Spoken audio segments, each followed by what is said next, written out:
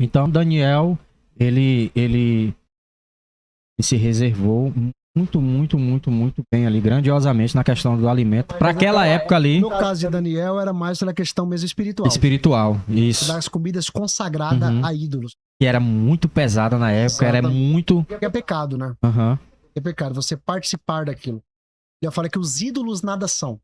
Sim. Ou seja, alguém tem um ídolo, biblicamente falando, aquele ídolo não é nada. Ele fala que, mas quem sacrifica ídolo, disse o apóstolo Paulo, sacrifica a demônios.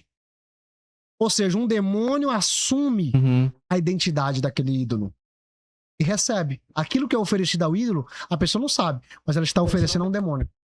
Por isso que Daniel disse, eu não vou comer isso aí. Entendi. O que não é oferecido aí? Ah, só as frutas, verduras, isso aqui a gente não sacrifica aos ídolos não, pois traz pra mim isso aí. Vou comer só isso aí. Ele se alimentava basicamente isso aí. Cara, aí você... Sei lá, se eu sair aqui um pouco do Daniel, mas faz parte do negócio. Ídolos, você falou na questão de ídolos. É pra endeusar lá os ídolos deles lá e tudo, bacana. Moço, e por que é que... Meu Deus, não quero confusão, não é isso. Moça, Rocha. Cara, por que é... Começou o programa assim, ó. O que o convidado fala, a responsabilidade do convidado. E por que é, cara, e por que é que nas igrejas católicas eles ficam endeusando ídolos? Porque eles têm a Bíblia deles lá separadinha, é outra coisa? Não tem outra Bíblia, é a mesma Bíblia. Agora bugou mesmo. Então, intelectualmente. Se tivesse um católico aqui, um padre aqui... Ele já tinha metido a ripa bem que em mim. O que ele ia falar? Ele ia dizer assim, não, nós não adoramos ídolos. Aí você ia dizer, mas as imagens? Ele ia dizer, as imagens nós não adoramos. As imagens, nós usamos ela como referência para nós lembrarmos de santos homens e mulheres de Deus que viveram, que foram piedosos, caridosos no passado. Nós só lembramos e honramos a memória deles. É isso que, em tese, todo católico fala. Na prática, não é isso. Na prática, eles adoram mesmo. Eu posso provar. Inclusive, foi um padre, um debate com o pastor Silas Malafaia, e foi muito engraçado. Que o padre falou assim, ó, pastor Silas, vocês evangélicos nos acusam de adorarmos imagens. Mas nós não adoramos imagem, pastor Silas. O senhor, porventura, não tem no teu celular ou na tua carteira uma foto da sua esposa? Isso eu tenho. E quando o senhor viaja e passa muito tempo longe dela, de vez em quando tu não puxa a foto e vê a foto pra lembrar dela.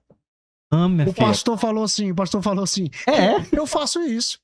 Aí ele disse, então, pastor, é a mesma coisa, nós temos as imagens somente para lembrar de Pedro, de Maria, de José. Aí o pastor Silas mandou, não, muito bonitinho, a diferença é que eu nunca dobrei o meu joelho dentro da foto da minha esposa. Aí quebrou, viu, filho? Dom Costa, aí quebrou, viu? Pra fazer petição a ela, que só é concebível, biblicamente, fazer a Deus. Eu nunca acendi uma vela pra foto da minha esposa. Eu nunca subi escada de canidé de joelho pra foto da minha esposa. Eu nunca fiz nenhuma promessa pra foto da minha esposa e paguei aquela promessa como penitência. Então, uma coisa é o discurso, outra coisa é a prática. E a adoração, Paideirão, não é algo autodeclaratório. Eu só adoro se eu tiver intenção de adorar. Não. Você pode adorar sem intenção de adorar. Aliás, pouquíssimas pessoas adoram Satanás com intenção. A maioria das pessoas que adoram demônios não tem intenção de adorá-los. Por exemplo, você me conheceu num debate que eu estava participando. Sim. Contra 5 pessoas de religião de matriz africana. E quando eu disse a seguinte frase, eles se levantaram e saíram e me deixaram falando sozinho. Qual foi a frase que eu falei? Aquilo que vocês chamam de entidades, eu chamo de demônios. E eu posso provar. Você deixou os cabas ficaram putos, viu? Não, mas tá lá no vídeo. Eu falei assim, e eu posso provar. Sim. Porque se algum deles falasse na hora, então prova, eu dizer, dá passagem, incorpora qualquer uma das entidades de vocês aqui, que eu vou desmascarar essas entidades publicamente diante do Brasil e do mundo, aqui diante da internet, para eles verem, para o mundo todo ver a verdadeira face dessa entidade que manifesta no seu corpo. Eu chamo de demônio. Uma frase que eu disse lá, católicos não veneram santos e macumbeiros não adoram entidades, ambos cultuam a demônios. Apóstolo, isso é uma afronta. Não, isso é um confronto. E é de fé. E outra coisa, ninguém pode ser privado. Isso é cláusula pétrea da Constituição brasileira. Ninguém pode ser privado por pensamento, por filosofia, por crença. É minha fé. Se tá na minha fé que o teu Deus pra mim é um demônio. Você vai querer fazer o que comigo? Me processar, me prender? Eu vou ser preso. E vou continuar dizendo que o teu Deus pra mim é um demônio. Uhum. Você pode me matar, eu vou perder a cabeça. E vou perder a cabeça dizendo que o teu Deus pra mim é um demônio. É. Isso não é a opinião do Pederão, isso não é a opinião da dona menina, nem do Dom, tá? Isso é a opinião minha. Quer me processar porque eu tô falando isso? Processo, mas isso é censura. É o que eu falei lá no podcast, lá no debate do Rafa. Eu falei assim, ó, se você dizer pra mim que Jesus pra você é uma piada, que você não acredita em Jesus, você não tá me desrespeitando. É só a sua fé. Uhum. Agora, se eu digo que as suas entidades pra mim são demônios, eu também não tô te desrespeitando. Eu tô dizendo qual que é a minha fé. Isso não é desrespeito. É tipo assim, logo, por que você tem que respeitar e não pode ser recíproco? O seu direito termina quando começa o meu. O seu direito de ser o que você quiser ser termina no meu direito de acreditar no que eu quiser acreditar. Certo. Você tá entendendo? E aí, Dom Costa, de boa? Então, quem sacrifica ídolos, biblicamente falando, quem sacrifica, faz qualquer tipo de oferenda para qualquer tipo de imagem de escultura, e não só para imagem não, qualquer coisa que você, né? Idolatra, cantor, quem recebe aquela oferenda é Satanás. Sim. E pastor, essa é uma questão, como você falou lá no início, espiritual, que muitos não têm o discernimento, né? E acaba se conectando com esse tipo de comportamento, de adoração. Sim. Não é? E muitas vezes quando vai perceber, já tem passado muita água nesse rio. Quem foi que fez esse café aqui? Foi eu. Rapaz, café de... A menina. Aproveita o pulo, Agora é o Pederão. seguinte, deixa eu lhe fazer uma pergunta. Essa aqui é eu mesmo, aqui é minha. Sim. Eu não entendi. Tá com... Eu acho que tem uns 3 anos que eu li as escrituras. Eu li ela todinha, não tem? Passei o ano todinho, tiquinho. Parabéns. Eu vou voltar, eu quero ler uma... Você vai me indicar uma pra me comprar, pra mim poder... Parabéns. Entendeu? Pra mim poder ler. Ler não, estudar. E pra mim tem a diferença de leitura pra estudo. Eu também concordo. Leitura é uma coisa, o estudo é outra. Concordo plenamente. Quando alguém me pergunta assim, por onde eu começo a estudar a Bíblia? Eu falo, calma, você quer estudar mesmo ou ler? Não, ler. Não, ler é uma coisa, estudar é outra. Ler, você pode ler a Bíblia até em 40 dias. De vez em quando eu pego uma maratona de leitura bíblica e leio a Bíblia inteira em 45 dias. Olha o que foi que eu fiz. Me diga se eu fiz errado. Estudar a Bíblia, não. Aí leva tempo. Leva tempo, né? Dedicação. Você vai ter que se dedicar em pesquisar a raiz daquela palavra, ir atrás do contexto histórico, geográfico, cultural, daquilo que está sendo dito. Eu propus pra mim mesmo, né? Eu, conversando com o Eterno, sou eu e ele. Aí eu quero conhecer mais, eu quero estudar, eu quero ler. Aí eu senti no coração, eu fui e li. Todo dia eu lia um pedacinho. Como eu não conhecia pastor, essas coisas, eu fui só eu e o Espírito Santo. Foi me guiando, entendeu? Sim. Eu fui lendo. Então eu passei 12 meses. Tinha dia que eu fiquei, rapaz, não vou ler hoje não. Aí, tipo assim, a consciência pesava. Porque eu prometi, tá entendendo? Pra mim mesmo. Eu disse, eu vou lá, não, eu vou. Aí eu ia. Comecei em janeiro, quando foi em dezembro, não lembro a data de dezembro, aí eu finalizei. E aí a meta era continuar, passar pro estudo, né? Que minha ideia era ler, pra mim ter aquela coisa palpável, saber como navegar por ela, né? Pra depois pular pros estudos. Mas vai dar bom agora. E deixa eu lhe perguntar, eu vejo muito dentro das escrituras, outros pastores falando assim, ó. O filho do homem. Essa frase. Eu não sei especificamente qual é o texto ali. O próprio Jesus se referia a ele mesmo como a ele mesmo, né? Filho do homem. Aí vem na minha cabeça, pastor, assim, o filho do homem. Moço, quem é esse homem? Ele não é filho de Deus, do Eterno, do Criador. Sim. E aí eu ficava me perguntando, quem é, dona menina, Luciana, quem é este homem? Deus é onipotente, onipresente, onisciente e tal. Uma perguntinha, isso é uma pergunta besta, mas é uma coisa particular minha, entendeu? E pra você que já sabe, tenha paciência, viu? Pelo amor do Eterno. Esse menino não sabe de nada, eu não sei mesmo não. Sim. Mas é pra gente poder... Sim, essa é uma expressão para retratar a humanidade de Jesus. Jesus, ele é o Filho de Deus, ele tem 2 origens. Ele tem a origem dele celestial. Sim. Por isso que está escrito no livro de Isaías, eis que um menino nos nasceu, mas um filho se nos deu. O filho se nos deu, o menino nasceu, o filho foi dado. Então, Jesus tinha 2 origens, 2 ancestralidades, uma do céu e outra da terra. A do céu ele sabia de onde ele vinha, claro, nas escrituras. E ele tinha uma ancestralidade também.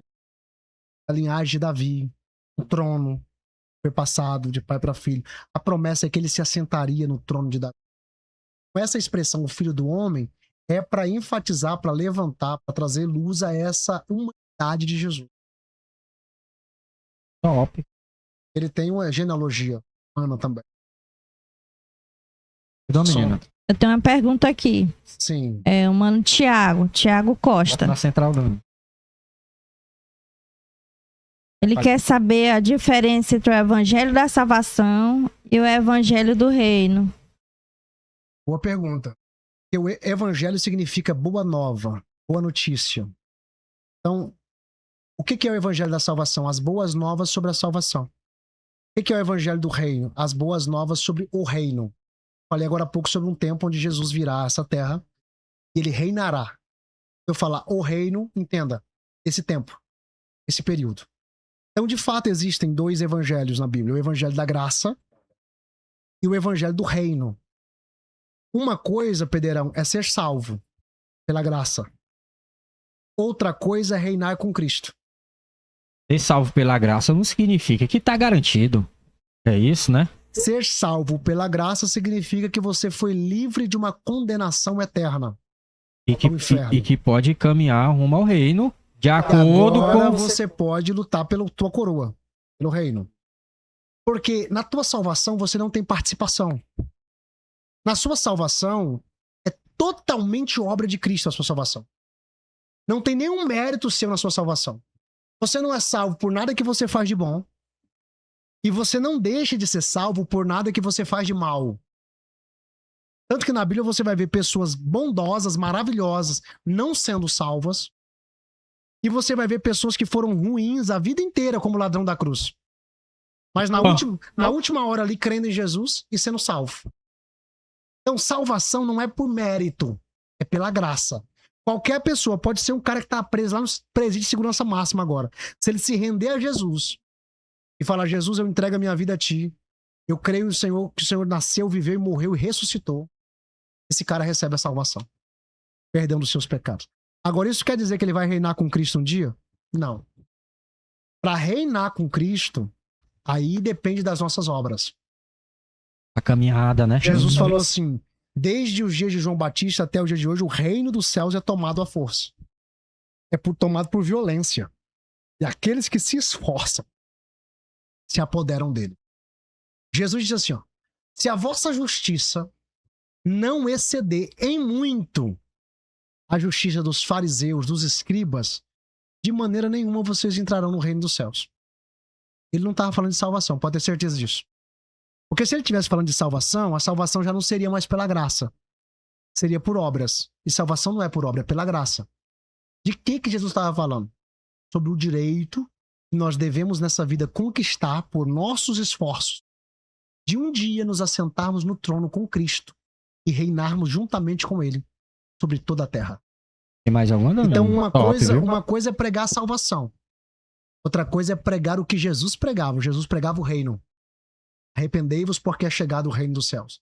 Arrependei-vos porque o reino dos céus está próximo. E para eu reinar com Cristo, aí tem um condicional gigantesco. Para eu ser salvo, não. Só depende de eu crer em Jesus. Só eu creio em Jesus. Quem crer e for batizado será salvo. É isso que está escrito. Aí, dona Mina, respondeu aí a palavra Sim. do rapaz. Tem mais alguma pergunta aí? Não, tem não. Tem não? É isso. Dom Costa, tem alguma pergunta aí? Dona Mina, a gente já tem quanto tempo aí? Tem alguma perguntinha mais aí, Dom Costa? 1h30. Fala comigo. Cara, na verdade eu quero contar uma situação e pedir o posicionamento do pastor pra ver o que ele acha disso, né? Sim. Por diversas vezes eu já fui meio que constrangido, né, em algumas denominações.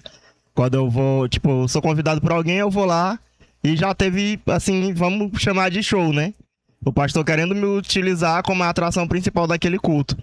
E eu já fui muito constrangido por conta disso, porque já teve pastor que ficou bem chateado porque eu não levantei por conta da oração ou de qualquer outra coisa que ele fizesse ali. Eu queria saber de você, pastor. Já foi algum PCD na tua igreja e não saiu de lá andando com a cadeira na cabeça? Inúmeras pessoas, Dom. Eu já orei por inúmeros cadeirantes que levantaram da cadeira de roda e saíram andando. Sim. E já orei por inúmeros que não andaram, que não levantaram da cadeira de roda. Na cadeira de roda, por cadeirante, o dom já é. Sim.